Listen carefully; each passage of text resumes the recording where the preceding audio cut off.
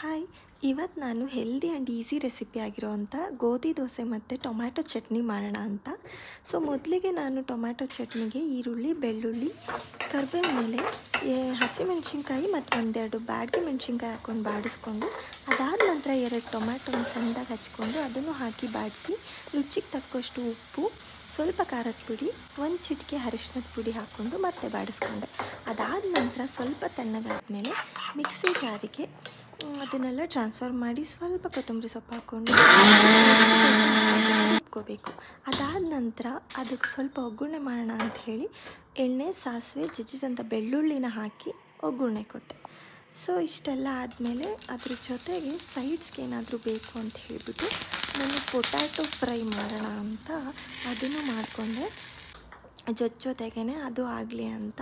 ಬರೀ ದೋಸೆ ಚಟ್ನಿ ತಿನ್ನೋಕ್ಕೂ ಬೇಜಾರು ಅನಿಸುತ್ತಲ್ಲ, ಸೊ ಸೈಡ್ಸ್ಗೆ ಏನಾದರೂ ಇರಲಿ ಅಂತೇಳ್ಬಿಟ್ಟು ಪೊಟ್ಯಾಟೊ ಫ್ರೈ ಮಾಡಿದೆ. ಅದು ತುಂಬ ಈಸಿನೇ.